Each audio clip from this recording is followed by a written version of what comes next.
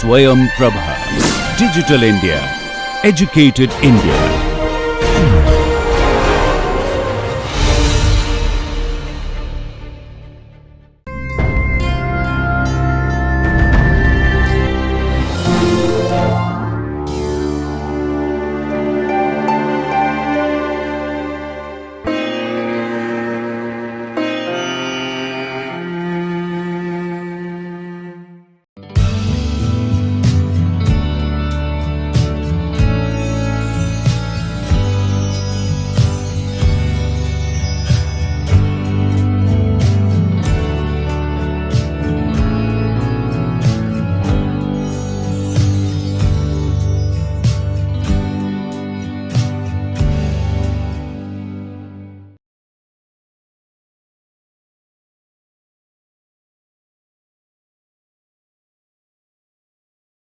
Okay, so today let us discuss a new topic basically that involves studying matters which are of importance and interest to condensed matter physics.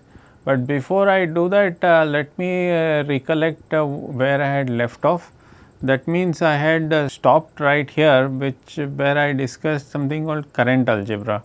So, in current algebra means I showed that the density and current of a collection of particles can be written in this so called second quantized notation.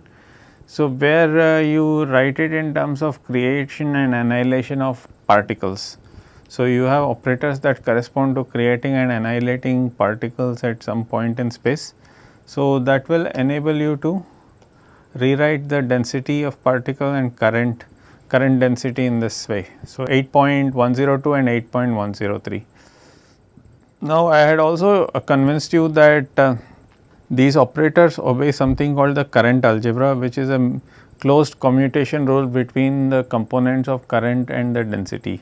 So, that means the density commutes amongst themselves, and the density and appropriate component of the current density commutator is also proportional again to the density itself. So, similarly, two different components of the density, the commutator of them is also proportional to the appropriate components of the current.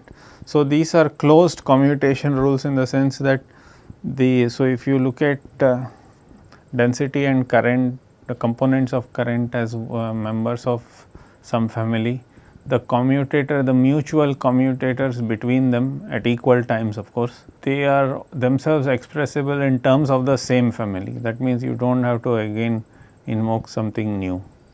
So, that is why it's called current algebra. So, it is interesting for that reason. But then in fact, this current algebra enables us to rewrite the current density in a very powerful simple way. So, you rewrite current density as so normally current density is defined as particle density times the velocity of the fluid. So, it is rho times V, J is rho times V. But then in order for current algebra to be valid, you can convince yourself, so it is not that easy because you have to show that this is the only way of doing it. So, in other words, you can convince yourself that J is rho times V is by definition. You can always write a V which is J by rho, so long as you only focus on points where rho is not 0, then I can always think of V as J by rho. But now the question is what is the property of V? I mean, is V simply related in some way to rho? And the answer is yes. So, you can in fact you can show that current algebra implies that V should be expressible whenever at all points where rho does not become 0, V is irrotational. That means the velocity which is defined as J by rho is basically the velocity is expressible as the negative gradient, or basically the gradient of some scalar, which typically use it as negative gradient. So, we think of it as negative gradient. So, I showed first of all that this is consistent with current algebra, but that is not good enough, but you have to show that this is the only way of doing it. So, in order to show that, I assumed a more general possibility, and I showed that the more general possibility is not consistent with our requirements. That's basically it's not consistent with current algebra. So, in other words, the simpler option is the only one. Okay, so that's important because later on we will be using this in something called Bosonization. So, after all, you see, once you write in terms of density and this velocity potential called pi, so the pi commutes with other pi's, that means pi of r commutes with pi of r dash and rho of r commutes with rho of r dash. But then pi at commutator rho is actually proportional to Dirac delta function. So, in that sense they are actually bosons because they canonically conjugate objects. So, that can be used to re-express fermions in terms of these what are now bosons. They are bosons because they obey closed, I mean the commutators are proportional to identity rather than anti-commutators. So, the commutators are proportional. So, commutators of rho and pi are identically 0, but the commutator of rho and pi is proportional to the Dirac delta function, which is basically the identity times some number. So, bottom line is that once you identify canonical bosons in the theory, see this way of writing V in terms of the gradient of pi with a minus sign is always valid regardless of whether the underlying particles are bosons or fermions. Okay. So, the distinction comes somewhere else, which I will get to somewhat later. Okay. So, at that level it is the currents and density have the same form regardless of whether the underlying particles are fermions or bosons. Okay, so that is pretty much where I had left off. I showed you that current algebra implies the existence of an irrotational velocity. Okay, so now I am going to switch gears and discuss something else, and that something else is basically quantum fields on a lattice. So, till now I had described creating and annihilating particles in basically empty space. That means you can create a particle at some position r and that r is continuously anything. So, you could create fermions or bosons wherever you want. But then for applications in solid state physics, typically what happens is that we think of the interesting dynamical objects in a solid as being the electrons. The ion, I mean basically the positive charges in the solid are actually very, they are very inert in the sense that it is much easier for the electrons to participate in dynamical phenomena due to their lightness and due to the fact that they are very mobile and light, and they are also charged, right. So, they are electrically charged and they are light, whereas the positive charges are several thousand times heavier and they are stuck at their lattice positions. So, that is typically what a solid is. So, so in the most idealized situation, we only focus on the electrons and more or less think of the positive charges as providing a predefined background potential. So, in other words, the implication is that solid state physics is the study of the theoretical solid state physics is the study of the properties of the electrons in a solid typically by assuming the crystal structure which is gleaned from experimental data. So, that means we assume that a solid has a certain stoichiometry, that means we know what it is made of, and we not only know what it is made of, we also know where all the atoms are sitting. So, that is an important assumption. So, that you might think that is a bit of an anticlimax in the sense that is like assuming pretty much a whole lot, which is in fact true. It is somewhat like I always like to give this example. It is like running the marathon 10 meters before the finish line. So, if you are asked to run a marathon, you should honestly start exactly where everybody else is starting. But this way of doing solid state physics is like running marathon 10 meters below the finish line.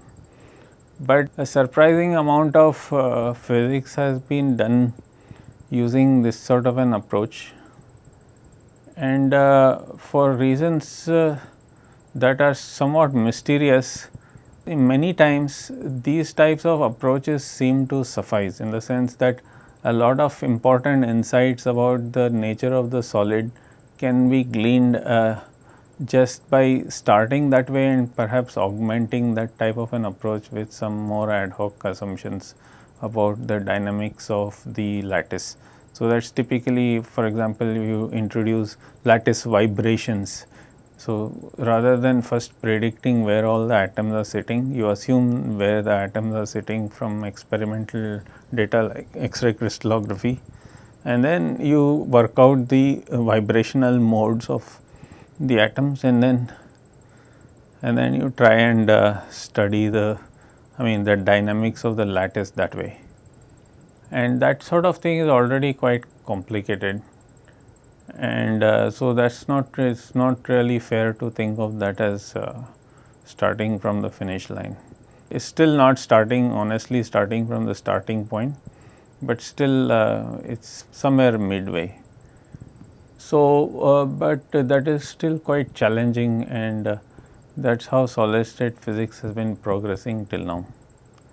So, it is important therefore for us to learn how to study the dynamics of electrons specifically in a solid, given the fact that those electrons move around in a pre-existing lattice of positive charges whose locations are known beforehand. Okay. So, that is precisely this chapter 9, which is quantum fields on a lattice. Okay, the fields I am referring to is the electron field, right, the fermion field. So, you will see that it actually makes more sense to now stop thinking of the space as being a continuum. Rather, it makes more sense now. See, now that you have resigned yourself to the fact that you will not inquire about the origin of the lattice itself, that somebody has already told you that there is a lattice and the electrons just go from one point on the lattice to the other. So, in that if you accept that starting point, then it stands to reason that it makes more sense to think of this underlying space as not being continuous at all, but rather made of these discrete points whose locations are determined beforehand. We already know where all the points are on the lattice. So, now the thing is that our space itself has now been discretized. So, now the electrons, the fermion fields that live on the lattice. So, that means if I want to create or annihilate, now I have to, rather than creating and annihilating at some particular point like I was doing earlier. So, and that point can be anywhere. So, instead of doing that, now I am forced to create and annihilate at exactly one of the lattice points, not anywhere in between. So, creating and annihilating fermions basically in between has no meaning in this lattice picture. So, the lattice picture forces us to create and annihilate exactly at the lattice points.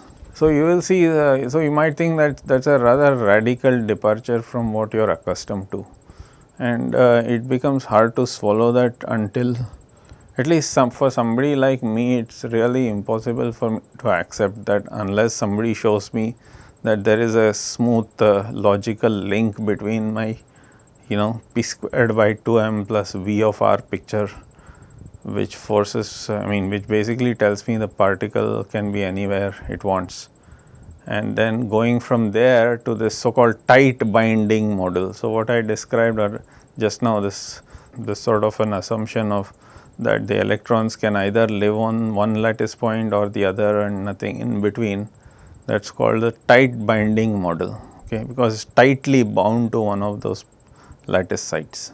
So, it is tightly bound to one lattice site or the other. So, it can, so typically what happens is that conduction takes place when the electron that is tightly bound to one of the lattice sites kind of tunnels across and finds itself on the next one or the neighboring one.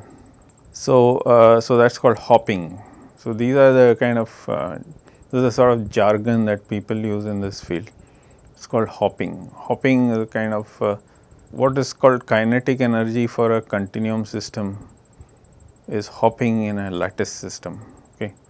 So, we will be able to, so the point is that I have to for the skeptical minded audience who is listening to this lecture, it is really important that I should be able to establish a logical link between the traditional way of thinking about electrons, namely that it has a kinetic energy and it has a potential energy due to the surrounding positive charges that are there. So, from there, so we see that way of looking at it, electron can be anywhere. There is no restriction that it cannot be here or there. But then from there, I have to be able to systematically make a sequence of approximations or assumptions, simplifying assumptions, and get to a stage where I can justify the lattice model which mandates that every electron is either stuck to one lattice point or the other, and it cannot possibly found anywhere else. So, I have to justify that transition. Basically, the remaining part of this lecture and perhaps the next lecture also will be devoted to explaining this connection. Okay, so I am going to try and derive this. Okay, so but before that, let me tell you what the lattice or the hopping term looks like. So what we normally associate as kinetic energy of electron, the kinetic motion of electrons due to basically p squared by 2m type of term. So, if you rewrite that for the lattice, it would correspond to something like this. So, what this is saying, so let me tell you what these symbols mean. Cj sigma, sigma is optional. So, I have to sum over sigma, I omitted that. So, sigma is just the spin projection which is uninteresting. It can, I mean, because it is an electron, it can have up or down spin. But the important index here is j or I. So, j basically tells you the lattice point in question. So, I have used lowercase Latin letters, it does not mean I am looking at one dimension. J can refer to some point in the lattice, and a lattice can be either one dimensional lattice, two dimensional, three dimensional lattice. It can be any one of those. So, basically j refers to some point on some given lattice, and similarly I also refers to some other point on the same lattice. So, now I have to sum over I and j, but then there is some funny symbol here that I have put I and j in between two angular brackets. So, what does that mean? What that means is basically so the implication is that the kinetic energy of the electrons are due to what is called hopping, and hopping is I am going to show you that the simplest version of the tight binding model, which can be derived systematically from the p squared by 2m plus v of r starting point. So, the simplest version of the tight binding model requires that I should only consider hopping between nearest neighbors. So, that means if j is some point on a lattice, on the given assumed lattice, so then this I is supposed to be another point which is not j, but which is closest to j, and there can be more than one point that are equally close to j, and typically in more than one, well, already in one dimension you have 2 points, one to the left, one to the right, but in higher dimensions you can have more number of points that are closest to j. So, I am supposed to sum over all such pairs of points that are as close to each other as possible without being the same points. Okay. So, then I am describing what is called hopping. So, the implication is that an electron can hop only to the nearest neighbor, and the chances that it will hop to the next nearest neighbor are overwhelmingly suppressed. That means the probability of that happening is very less, and to a first approximation may be ignored. So, this is called the nearest neighbor hopping, and this can be derived, that this is not like an assumption, that you can actually derive this from the traditional p squared by 2m plus b of R language. Okay. So, now you see, now the point is that this only describes hopping, only is like a substitute, is a lattice version of the kinetic energy, right. It is a lattice equivalent of the kinetic energy. So, the kinetic energy is just p square, because particle can be anywhere. So, it can have any p, any r, whatever it is, but here the particle can only be on lattice points. So, now what about potential energy? So, what is the lattice equivalent of potential energy? So, of course, if you have some external field, that is a separate matter, but I am talking about, say, the Coulomb interaction between particles, means between electrons, the repulsion. So, if there is one electron, you see, if another electron tries to sit on the same lattice site, then first of all, Pauli principle says that you can't do that unless one of them has upspin, the other has downspin. So, which is why I have said this. So, this is the number of particles on site I with upspin. This is the number of particles on site I with downspin. So, what this says is that this potential energy is 0 unless there is exactly one fermion with upspin and one fermion with downspin at site I, in which case the potential energy is U. So, that is the repulsion term, but then in all other cases it is 0. So, if there is only one, if say upspin is 1, Ni up is 1 and Ni down is 0, that means there is only one electron and that electron has upspin, then it does not have anything to repel it, I mean nothing can repel it, because I told you, far away they do not repel, they only repel if there. So, that is again the nearest neighbor. So, if there is, since they are allowed to sit on top of each other when one is up, one is down, clearly that is the dominant term, right. So, it is only when both are up or both are down, right, then it is not allowed to sit on top of each other, then. So, there is something called the extended model, where you have to include that also. Typically that is important, because this model ignores the possibility that if two spins come and both are up, then even though they cannot sit on top of each other, they can at least repel sitting nearby. So, that is not included in this. So, that is the next order term, which should logically be included. So, bottom line, as you see, this approach has this following drawback, which you have probably already noticed, that it is a whole bunch of ad hoc assumptions, that this nearest neighbor hopping, nearest neighbor Coulomb interactions, these are all ad hoc assumptions, because see, there is no a priori valid reason for ignoring next nearest neighbor, next to next nearest neighbor. So, in fact, lots and lots of papers are published by including one after another successively, and there is a kind of I mean, at least the community is inundated with papers of this sort, and there is an implication that somehow this constitutes progress. But I personally have a different view. So, I feel that this way of thinking about solids has actually done a disservice to the subject, because it is ad hoc in the extreme, because there are infinitely many adjustable parameters, because you can include the next nearest neighbor, which is another. See, this T and U are already adjustable parameters. It is extremely hard to derive them a priori, right. Already the existing lattice structure is an assumed structure from experimental data. On top of that, this T and U are also fitted from experiment typically. And then the next nearest neighbor terms are also sometimes fitted from experiment. Yeah, you can use something called density functional theory and all that to try and derive these from what are called ab initio methods. But those are very ambiguous and far from being successful.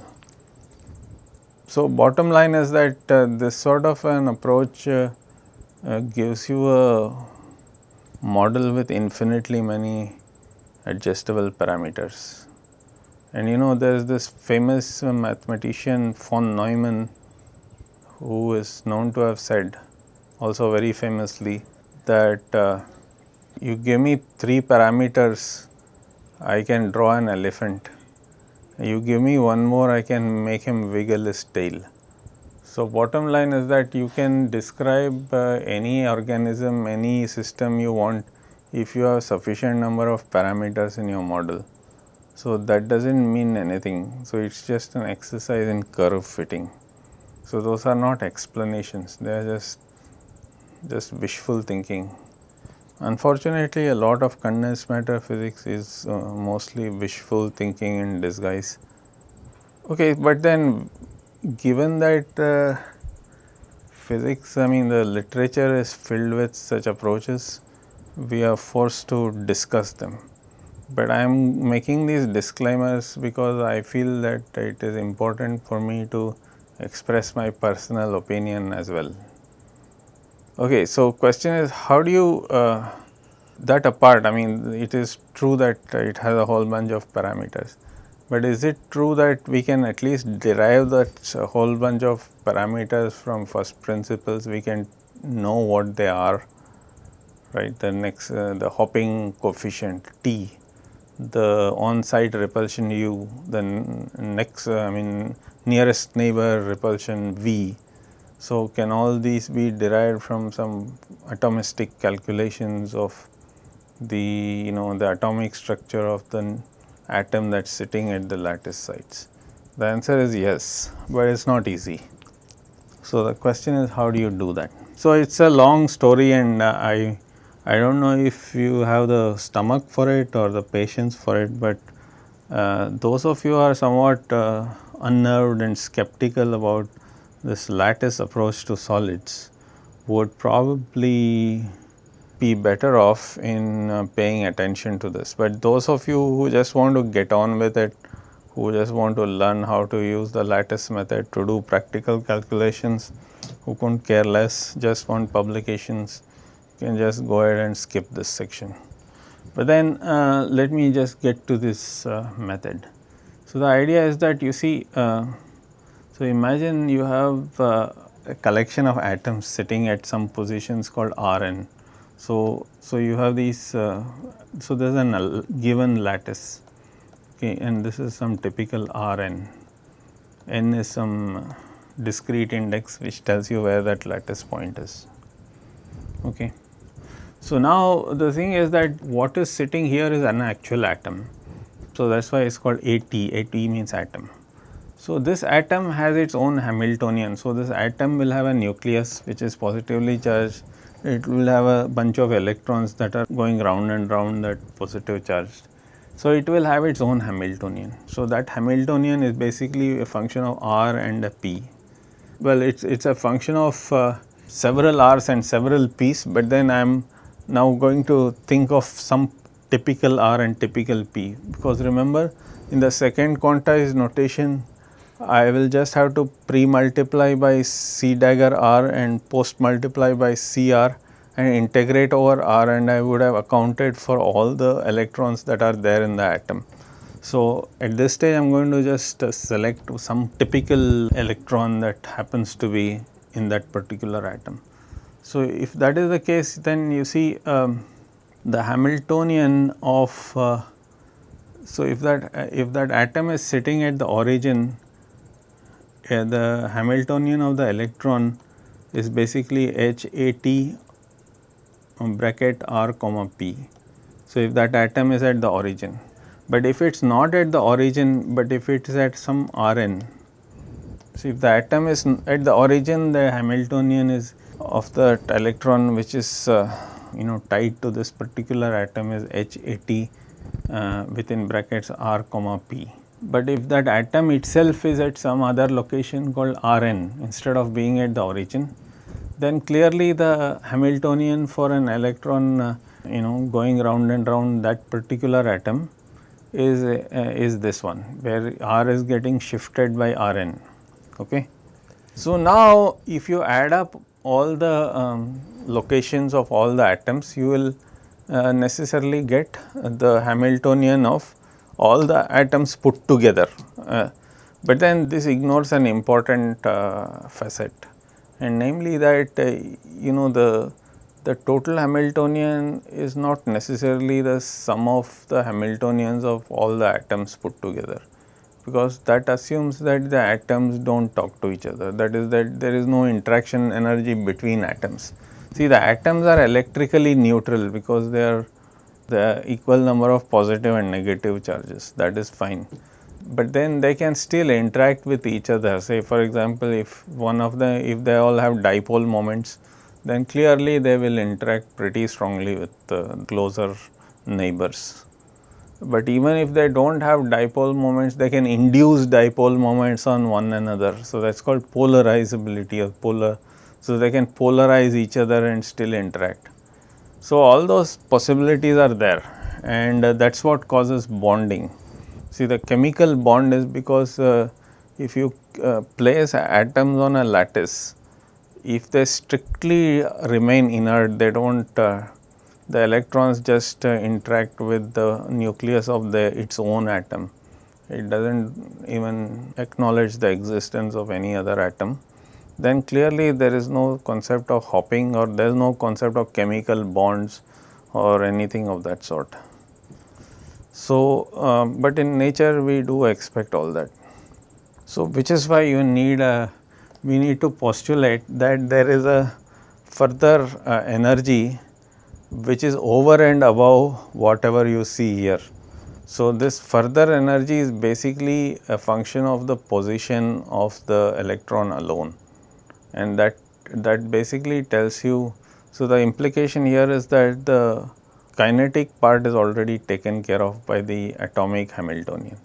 So, the rest of it basically tells you that the electron of one atom can actually feel the presence of the neighboring atoms, and that leads to an excess a correction to the potential energy of the system, and that is denoted that by delta of u of r. So, that r is the location of my typical electron in the system, and delta of u is basically the extra potential energy which that electron feels due to the fact that the atoms kind of do not influence only their own electrons, but they also influence the electrons of their neighbors. So, that is the reason why you have this extra term. So, now that I have written down the Hamiltonian of a typical electron in such a solid, now I can go ahead and write down my second quantized version of all the electrons put together in the solid. So, that is the beauty of the second quantized approach. So, I do not have to do sigma I equal to 1 to some n, where n is 10 raised to 36. So, I can just do it for one typical atom and then pre-multiply by creation, post multiply by annihilation, and integrate over all the locations of all the electrons, and then I will end up getting the Hamiltonian of all the electrons in the solid. Okay. So, now I mean this is still looks very far from my tight binding model. So, this still looks like p squared by 2m. In fact, that is what this is. This is still, I mean, there is p squared by 2m hidden here. So, the question is how would I reach there? So, I am going to now make some assumptions about the nature of the wave functions of this HAT. So, first of all, let me postulate that this HAT has some stationary states, right. So, the stationary states of HAT are let us assume that they are labeled by some index called L, which could be your orbitals. Okay. So, it will have some values. So, now the point is that if I define H total as the sum over all the so remember I told you that this HAT R comma P P means this one minus I h bar grad. So, H80 r comma p is the Hamiltonian of an electron tied to this particular atom, assuming that particular atom is sitting at the origin. But if it is not sitting at the origin, it is sitting at Rn, it is this one. But then you can have Rn is like some particular lattice point, but you can have a whole bunch of lattice points and each lattice point has an atom sitting there. So, if you want to take into account the Hamiltonian of all of them, you have to add up all the lattice points. So, which is what I have done here. So, now having done this, you see now the important point is that this Hamiltonian has a periodicity. That means, if I take H total and take R and you just translate it by some lattice vector, this is going to be exactly same as earlier. So, this is going to be periodic in R. So, the Hamiltonian is periodic because I have added up all the atoms locations. So, now if I shift my point of view from one atom to the next, the system still looks the same because I am taken into account all of them and there are infinitely many of them. So, okay. So, it is a kind of a boundaryless system, there is no boundary. So, this Hamiltonian is strictly periodic in space. So, if it is periodic in space, we know from solid state physics, which is sort of a prerequisite for this course, but maybe I mentioned this earlier also. So, basically the wave function, the Hamiltonian is periodic does not mean the wave function is also periodic, but it means that the wave function can be related to something periodic. Okay, so, the Hamiltonian is periodic means you can actually rewrite the wave function as something which is very simple like a plane wave multiplied by a periodic function. So, that is what Bloch's theorem says. Bloch's theorem says that if you have a Hamiltonian which is periodic in space, its eigenfunctions or stationary states are not necessarily periodic, but they are writable as a plane wave times a periodic function. So, that is what that is. So, and the Bloch's theorem's proof is given in this square here. So, even if you did not know it earlier, you can just read this square where the proof is there. Okay. Since we know that from Bloch's theorem that there is such a periodic function, now you see I am going to exploit the fact that I can write the periodic function like this, isn't it? Because now I have, so it is all related now to the, firstly the stationary states of H80 form a complete set. So, I can write any function as a like a linear combination of those stationary states because they form a basis, right. So, if they form a basis, I can always write like this, but then I am not necessarily going to stop here because I have to make sure that this is periodic. So, I have to shift the sum over all the Rn's. Okay. So, when I do that, I get a function which is strictly periodic. Okay. So, that is what that is. So, therefore, the Bloch states, that means the wave function of electron in that periodic potential, periodic system can be the plane wave, which is this one, multiplied by the periodic function. Okay. But because, so now is the crucial assumption, this is a very crucial step. See here what I have assumed is that these wave functions psi l, what is this psi l? Remember what this is the stationary state of the atom. So, the implication is that these electrons which are tied to this particular atom are very closely bound. So, it is called tight binding. So, that means they are very tightly bound to this particular atom, they do not necessarily venture out too far away from the atom. So, they are tightly bound to that atom. So, if you make that tight binding assumption, so if you make that assumption, then you see what this is saying is that this function itself is very small if r is not close to small letter r vector is not close to this lattice, one of the lattice, because that is where the atoms are located. So, if small letter r is not close to the lattice location, this wave function itself is very small. So, if that is the case, then there is no loss of generality, or I am not making a serious mistake by replacing this R by Rn. Okay. I mean, I know that these are all very crude hand waving, I am just trying to motivate the transition to tight binding picture. I am not implying that this sort of an analysis is particularly rigorous or anything. I am just saying that this is like a 0th order calculation which is guaranteed to give you the hopping and on-site repulsion and all that, which kind of sort of motivates the this ad hoc approach to solid state physics.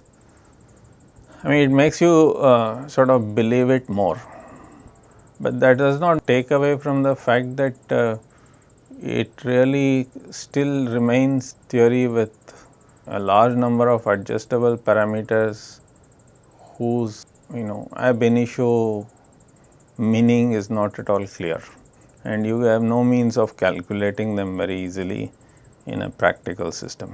So, they are also typically fitted from experiment, which kind of dilutes the predictive power of those models enormously. Alright, so point is that if you accept this, then you go ahead and rewrite, so that now you can you see, so now these block states now are the actual the wave functions of the actual electrons in the solid itself, the periodic solid. So, if that is the case, then I can re-express any annihilation operator at some point r in terms of these block states. Now, the coefficients will be the corresponding operators in momentum space. Okay. So, I think now I am going to stop, because what I am going to do is that in the next class I will show you how to systematically rewrite. So, remember that this second quantized notation had this.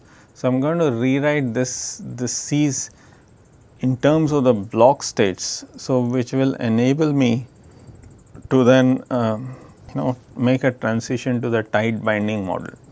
Okay. How I am going to do that, I will tell you gradually. Okay. So, there is a systematic procedure by which you can do that. Okay. So, finally, I will just fast forward and tell you where finally we will end up like this. So, we will actually get that hopping. So, this is the nearest neighbor hopping. Okay. So, this is an example for graphene. So, bottom line is that it is some effort and we will get there, but then it is a bit of a disappointment and anti-climax, because having gotten there, all you know is that there is a whole bunch of simplifying assumptions you have to make to go from here to there, and it is not clear what you have gained by doing this, because you have ended up with a model that has a whole bunch of adjustable parameters, and it is still as hard to solve as before. The only mild advantage is that it already encodes the structure of the existing lattice. So, that means that you do not have to then derive that also. So, somebody has already told you that this is the lattice, and then now you are trying to proceed and see how the electrons behave on that lattice. So, that is the slight advantage, but then the problem remains intractable if you insist on including Coulomb repulsions between electrons on the same lattice sites. Okay. And most of the interesting physics happens because of that. I mean, when you ignore those terms, then you get results which are entirely predictable. But of course, in 2 dimensions, like for example, if you have this honeycomb lattice, there are some unusual phenomena that take place. They are theoretically very easy to derive, but they are of importance because experimentally they have been found to be also realized, meaning they have been realized experimentally, and the simplest theoretical description seems to suffice in describing say substances like graphene. So, you do not have to work very hard to describe graphene. So, that is somewhat of a surprise in the sense that if you think about it, the tight binding model has so many simplifying assumptions, and yet the simplest version of that seems to suffice in describing a whole lot of real systems. So, yeah, so that's the reason why many physicists simply don't even bother to inquire about why that is. They're quite satisfied, they're quite happy that it works, and then they go ahead and publish papers that way. Okay, anyway, so that's a matter of taste. So, I'm going to stop here. In the next class, I'll proceed and tell you how to finally arrive at the hopping term and the on-site repulsion term starting from this continuum picture. I'll finish that description, and after that we'll go on to some other topics. Okay, thanks for listening to me, and I intend to upload some video lectures on solving problems from my book. Meaning, if you have noticed, the end of every chapter has a large number of problems which I feel you should attempt, and in order for me to facilitate that, I am going to solve some of those more difficult ones myself, and I am going to upload those videos, and I hope after listening to them you will gain more confidence in solving those assignments at the end of each chapter. Okay, thanks for listening to me. See you next time.